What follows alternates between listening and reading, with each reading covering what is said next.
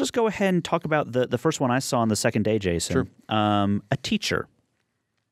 And I think I had something else on my schedule this morning, and I don't remember what even made me want to go see this movie. I mean, I was going to see it, but then I tried, I was trying to maximize my scheduling a little bit, so I ended up going to see something There were else. several things that like you wanted to see, but I was already seeing it, so you were like, whatever, and then vice versa. This is written and directed by a woman named Hannah Fidell, and she's an IU alum. Mm-hmm. I did not realize this going into the film. I also didn't realize I've seen her other feature film. Now, she corrected me when I asked her about it and said, well, it's not a feature because it's only 15 minutes long, but it's a feature. Let's be honest. So this is a film about a woman who is having an affair with her student. Yeah.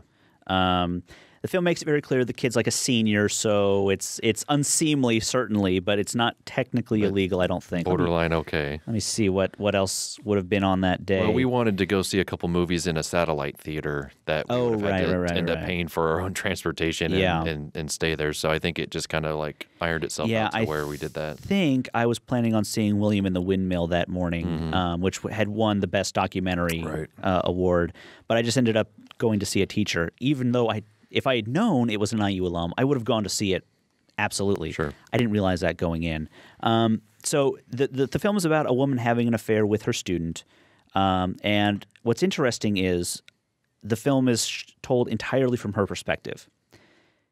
And what it really does is it kind of takes a good hard look at the psyche of the woman who's deciding to do this. Okay. Like, what makes a person do this, risk their entire lives on this one relationship with this one person. Yeah. It's like he's the one person you can't date. That's the one type of person you cannot date as a teacher. Sort of the forbidden fruit. Yes. And what happened to make her want to do this and think this is okay, and sort of accept this? And we come into it sort of in the middle of the relationship. We don't know how long they've been doing this, but it's very casual at this point. It's very like, I'm going to park here, you're going to come over, and then they like have a whole routine already. So this is like a consistent thing that's been happening for a long time. And what's really great is how well it's structured. Yeah. It's like every moment, everything that you see her do can be explained by something else in the film. I didn't find anything in here where I was like, well, why the hell did she do that? It's like I understood why she did it. I don't necessarily condone it or agree with it, but I understand why she did all of those things. And it's not overt about it, but it gives like very subtle clues to her past and her mental state. For instance, there's a subplot where she's going to meet her brother, and her brother says, we have to talk about Mom. You can't ignore this forever.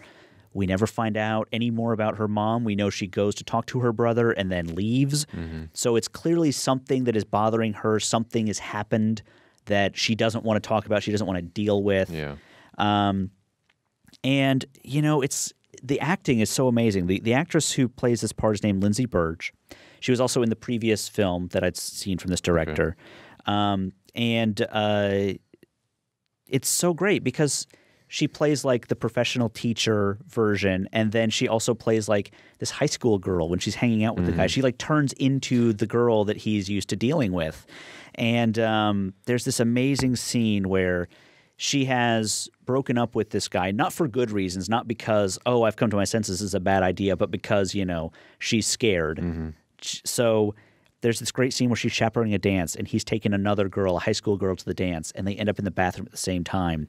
And you see everything in a mirror, and they're standing next to each other, and she's just giving this death stare to this girl, like, how dare you go on a date with my man? And it's so insane. Yeah.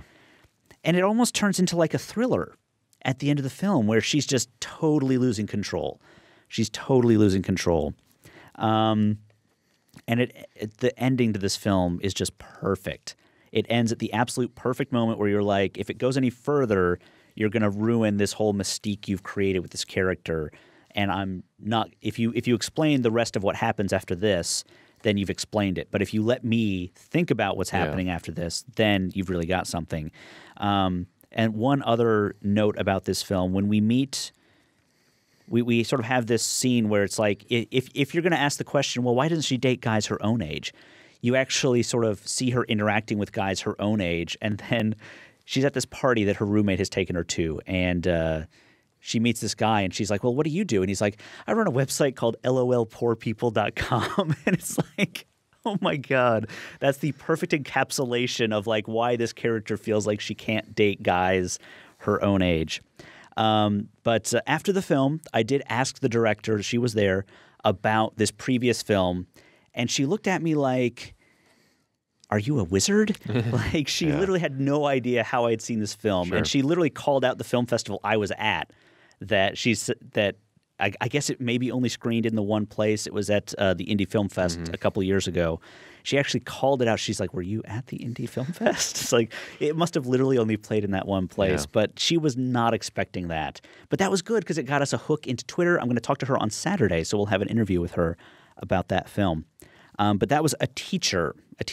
Excellent film. One of my top 5 at the fest. Cool. A Place for Film is recorded at WFIU Studios in Bloomington, Indiana.